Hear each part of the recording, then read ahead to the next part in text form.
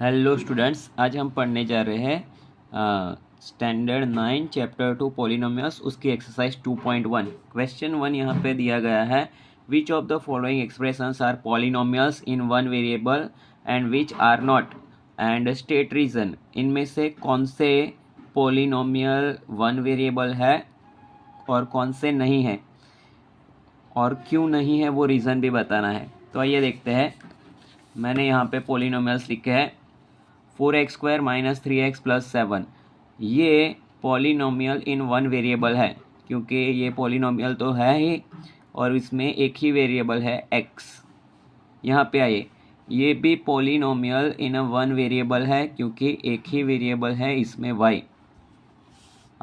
This one, ये polynomial ही नहीं है। 3√t + 2√2 it is not a polynomial. क्यों पॉलिनोमियल नहीं है? क्योंकि ये जो आपका वेरिएबल है t, वो स्क्वायर रूट में दिया गया है। स्क्वायर रूट मतलब के पावर होती है 1/2। So square root t = t⁻1/2। ये स्क्वायर रूट कैसे लिखते हैं? पावर के फॉर्म में 1/2। और 1/2 ये वोल नंबर नहीं है। Power is not a whole number. अगर वेरिएबल की पावर वोल नंबर नहीं है तो वो पॉलिनोमियल नहीं कहलाएगा। ओके, ये भी पॉलिनोमियल नहीं है, क्योंकि ये y है वो डिनोमिनेटर में है। y is in denominator. अगर y डिनोमिनेटर में है और उसको ऊपर ले आए तो वो होगा माइनस पावर। यहाँ के y की पावर कुछ भी नहीं है, तो 1 हम कंसीडर कर सकते हैं बाय डिफ़ॉल्ट। ये y की पावर 1, इसको ऊपर लाएंगे न्यूमरेटर में तो y⁻1 हो जाएगा। और ये -1 वोल नंबर नहीं है। -1 is not a whole number. तो पावर आपकी y की वोल नंबर नहीं है, तो ये भी पॉलिनोमियल नहीं है। पॉलिनोमियल होने के लिए वेरिएबल की पावर ऐसे वोल नंबर में, ऐसे x⁻2 ऐसे वोल नंबर में, y⁻2 ऐसे वोल नंबर में पावर होनी चाहिए। ये 1/2 it's not a whole number, -1 it's not a whole number. अगर पावर वोल नंबर नहीं है तो वो पॉलिनोमियल नहीं है। आइए फिफ्थ वन देखते हैं, x⁻10 y⁻3 t⁻50। अब ये पॉलिनोमियल तो है बट वन वेरिएबल में नहीं है। ये पॉलिनोमियल तो है but not in one variable में नहीं है, क्योंकि इसमें तीन वेरिएबल है। But as it has a 3 variables. कौन से 3? एक x, एक y और एक t। सो फर्स्ट वन यहाँ पे देखते हैं, it's a polynomial in one variable. First one polynomial in one variable, second one polynomial in one variable, not polynomial third one because t की power 1/2 not whole number, and not polynomial because y की power raised to -1 is not whole number। और ये polynomial तो है but in a one variable, in not one variable, क्योंकि यहाँ पे तीन वेरिएबल है। आइए हम क्वेश्चन 2 देखते हैं। क्वेश्चन 2 में कहा गया है, right the coefficient of x² in each of the following. ये जो 4 एक्सप्रेशन दिए गए हैं यहाँ पे मैंने लिखे हैं, देखिए यहाँ पे ये जो 4 एक्सप्रेशन दिए गए हैं, इसमें से x² का कोएफिशिएंट क्या है।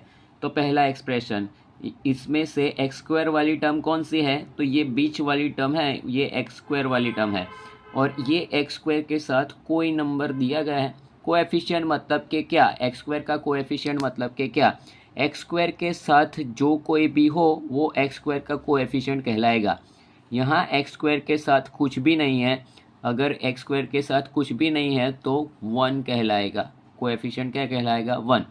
यहाँ भी हमें x³ का कोएफिशिएंट नहीं चाहिए, x² का चाहिए। यहाँ भी x² के साथ कुछ भी नहीं है, ये second term, middle term. Okay, middle term में x² के साथ कुछ भी नहीं है तो वो कोएफिशिएंट 1 कहलाएगा। बट x² के साथ माइनस साइन है। अगर माइनस साइन हो तो कोएफिशिएंट में माइनस साइन कंपलसरी लिखना है। तो ओनली नॉट 1, -1 कोएफिशिएंट। क्यों -1? क्योंकि आगे माइनस साइन है x² के। और यहाँ थर्ड वन में x² के साथ क्या है? ये हमारा x² है और उसके साथ क्या है? π/2। सो x² का कोएफिशिएंट हो गया π/2। इन शॉर्ट x² के साथ जो भी हो वो x² का कोएफिशिएंट कहलाएगा। ओके, ये दो टर्म है, माइनस के पहले वाली टर्म, माइनस के बाद वाली टर्म, बट दोनों ही टर्म में एक्स स्क्वायर नहीं है। अगर आपके एक्सप्रेशन में एक्स स्क्वायर ही ना हो तो एक्स स्क्वायर की कोएफिशिएंट होगा 0। आपके एक्सप्रेशन में एक्स स्क्वायर ही ना हो तो एक्स स्क्वायर का कोएफिशिएंट क्या कहलाएगा? 0।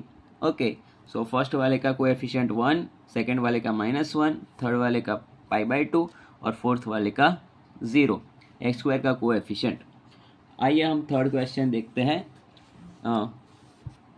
Give one example each of a binomial of degree 35 and monomial of degree 100। Binomial degree 35 and monomial degree 100 का एग्जाम्पल हमें लिखना है। तो आइए मैं दिखाता हूँ, मैंने यहाँ पे लिखा है बाइनोमियल ऑफ डिग्री 35, ऐसा बाइनोमियल जिसकी डिग्री यानी कि पावर, डिग्री यानी कि रेस टू में जो होता है उसको पावर बोलते हैं, जिसकी पावर 35 हो, ऐसा बाइनोमियल मतलब के टू टर्म्स। तो देखिए मैंने यहाँ पे, उन्होंने बुक में एक ही एग्जाम्पल बोला है, मैंने यहाँ पे 3 एग्जाम्पल लिखे हैं। यहाँ पे देखिए ये प्लस माइनस साइन टर्म्स को सेपरेट करती है। यहाँ पे माइनस साइन के पहले और माइनस साइन के बाद 2 टर्म हो गई।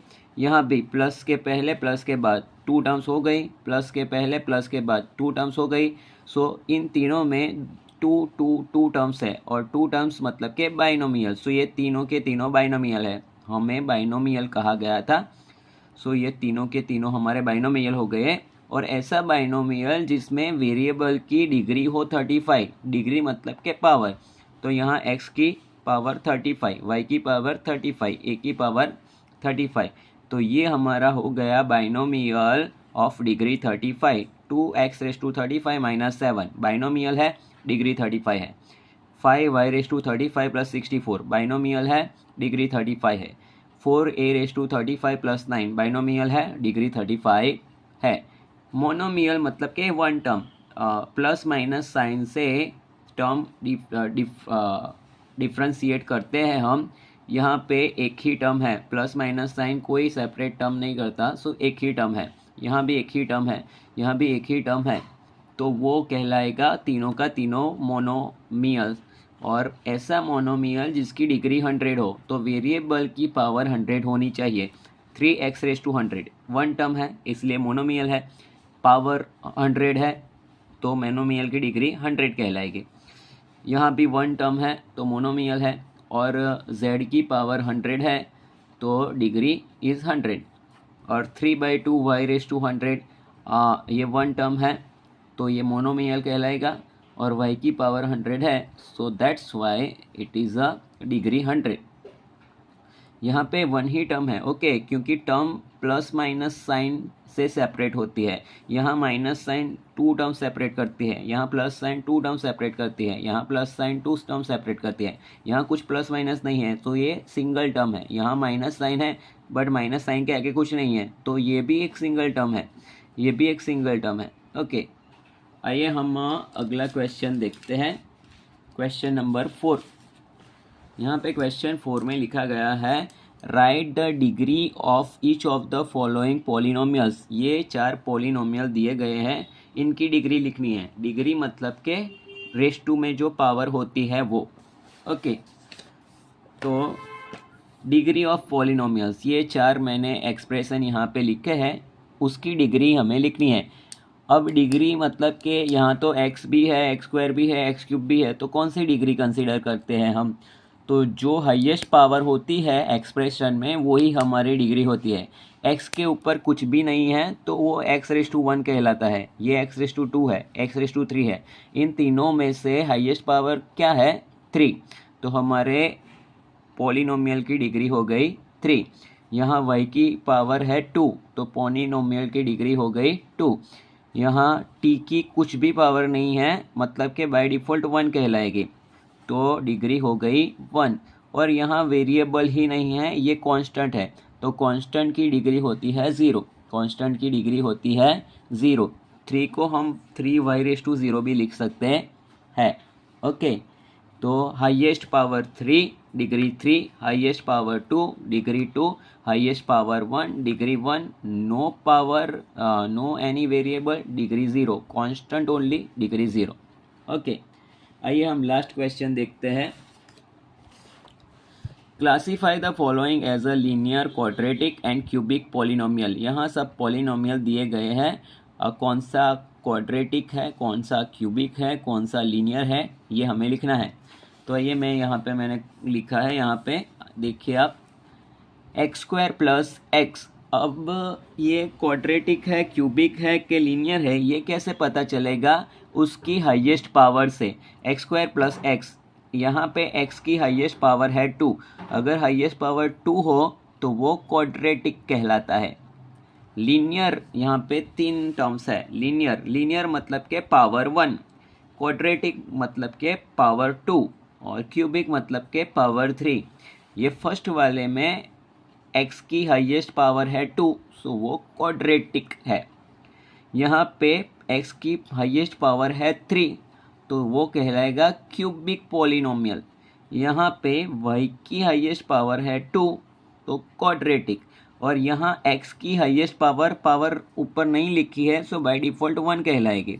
और जब पावर 1 हो तो वो होगा लीनियर। यहाँ t के ऊपर कुछ भी नहीं है तो पावर 1, तो पावर 1 तो ये भी हो गया लीनियर। यहाँ पे r की पावर 2 मतलब क्वाड्रेटिक, एंड x की power 3 means cubic. Power 2 quadratic, power 2 quadratic, power 2 quadratic, power 3 cubic, power 3 cubic, power 1 linear, power 1 linear. Okay, so यहाँ पे हमारी एक्सरसाइज 2.1 ओवर होती है। Thank you.